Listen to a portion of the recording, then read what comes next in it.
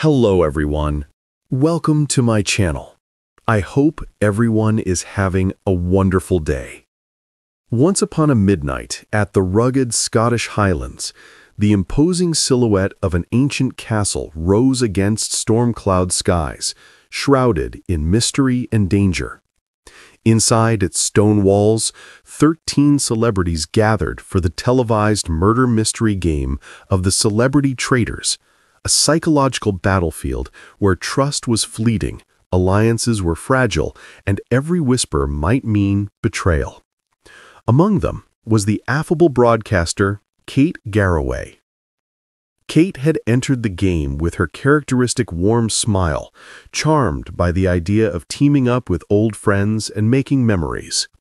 But the castle's silent corridors, candlelit round tables, and thick air of suspicion challenged every instinct she had.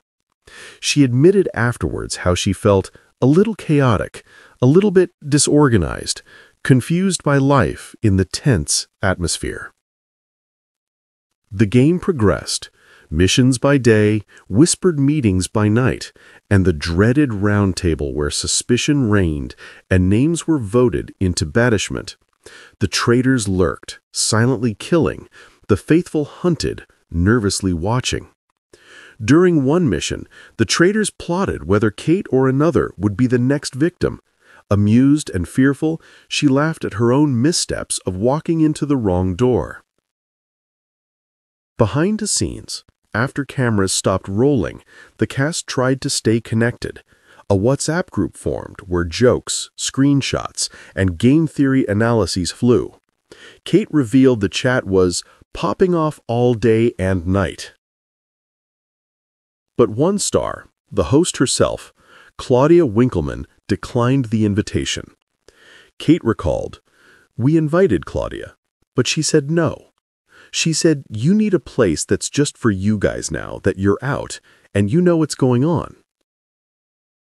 At first, Kate assumed Claudia just preferred her peace. But later, she realized something deeper, that choosing not to join the group chat symbolized the lingering fractures the game had wrought. She reflected on the intercaste tensions, the alliances folded like paper boats, and the trust once given and taken away in that stone hall. On the final night, as the last votes were cast, Kate sat at the table, heart in her throat. She looked across at her fellow players. Some she'd laughed with, others she'd quietly eyed. In a burst of clarity, she realized the game wasn't just about winning the prize for charity. It was about reconciliation, about who would emerge with dignity after the deceit. In the end, Kate left the castle having been eliminated before the final, but she carried more than disappointment. She carried stories. She carried fresh insights about friendship, strategy, and the fragility of trust within closed walls. On leaving, she said the experience had been transformative, lovely to meet people from different worlds. Back home, the WhatsApp group buzzed, memes of failed missions, gifs of horrified expressions at the round table, and taglines of, "Who forgot their shield again?" But Claudia remained conspicuously absent. Some of the cast teased her gently. Others wondered if she still felt the sting of the game's tension. Kate accepted it. Some bonds endure, others choose to walk quietly away.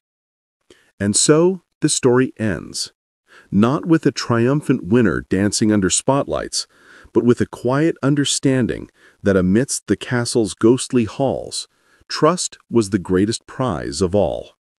Kate, still warm-hearted, still full of stories, logged off the chat one evening and looked at the moody Scottish sky in her mind.